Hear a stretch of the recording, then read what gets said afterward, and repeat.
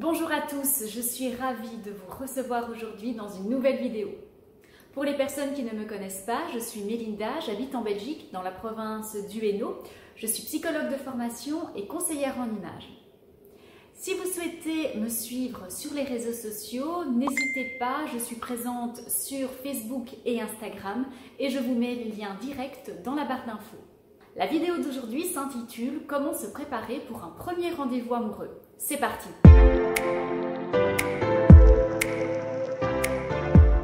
Vous êtes heureuse. Enfin, après plusieurs jours de conversation, la personne avec qui vous parlez souhaite vous rencontrer en vrai.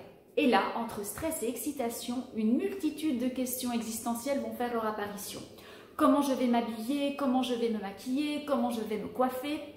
Eh bien, justement, dans cette vidéo, je vous donne quelques conseils et astuces pour appréhender ce moment le plus sereinement possible. Numéro 1, la tenue. L'objectif principal sera de ne pas en faire de trop. Il faut que vous restiez vous-même et en accord avec votre style et votre personnalité. Assurez-vous de porter des vêtements dans lesquels vous vous sentez à l'aise et dans lesquels vous pouvez bouger facilement. Parce que non, vous n'êtes pas obligé de porter une tenue qui ne vous corresponde pas. Vous n'êtes pas obligé de porter un décolleté plongeant ou un col roulé si ce n'est pas votre style. Il faut que vous vous sentiez à l'aise. Parce que si vous ne vous sentez pas à l'aise, la personne en face de vous va le ressentir aussi. Il est aussi important d'adapter votre tenue en fonction du lieu de rendez-vous.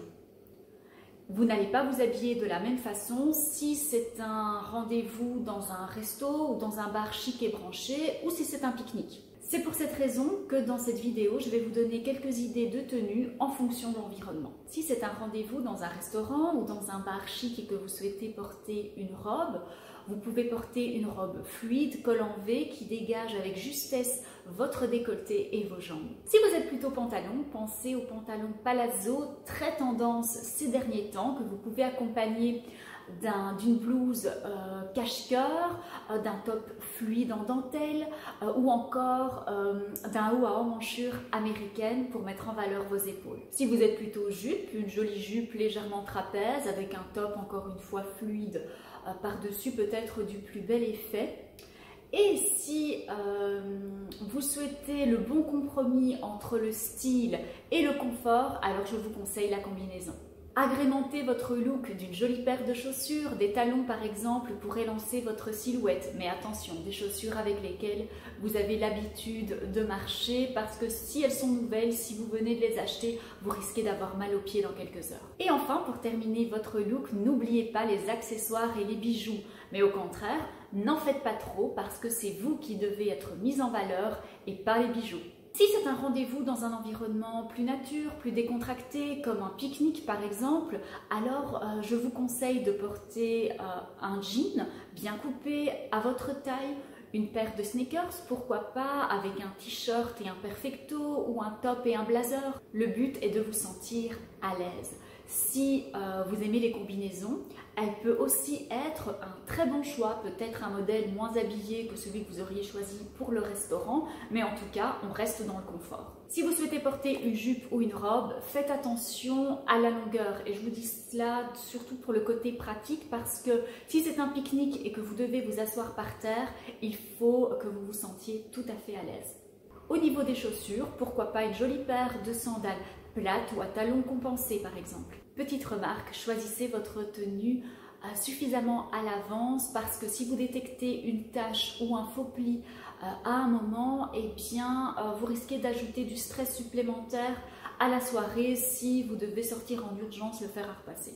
Deuxième point important, le maquillage. Pour les personnes qui me connaissent, pour les personnes qui ont déjà assisté à l'un de mes cours d'auto-maquillage, vous savez que j'adore le maquillage naturel, le maquillage tout en transparence, le maquillage qui met vos traits subtilement en valeur. Pour ce type de rendez-vous, eh bien c'est un maquillage que je vous conseille. En quelques mots, il faut que le teint soit unifié, les pommettes rehaussées, que votre regard soit travaillé tout en finesse avec une touche de mascara. Pour les lèvres, choisissez une couleur légèrement plus intense que votre couleur naturelle. Pour la texture, je préfère toujours une texture crémeuse avec un fini satiné plutôt qu'une couleur mate.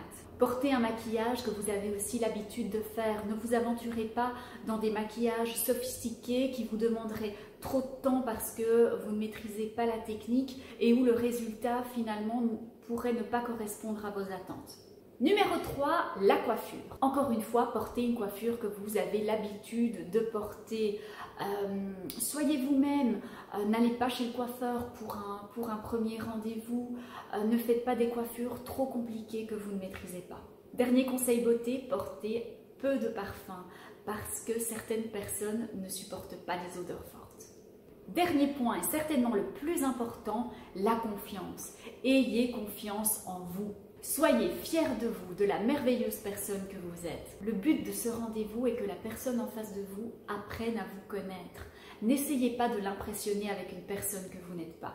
Et surtout, profitez de ce moment, profitez de ce rendez-vous. Vous attendiez ce moment avec tellement d'impatience. Alors, carpe diem. Voilà, cette vidéo touche peu à sa fin. J'espère sincèrement qu'elle vous aura plu et qu'elle vous aidera à préparer votre futur rendez-vous. N'hésitez pas à me poser vos questions dans les commentaires ou à me donner des idées pour de prochaines vidéos. Entre-temps, on se retrouve sur les réseaux sociaux. Je vous dis à très vite, un très bel été, des bisous.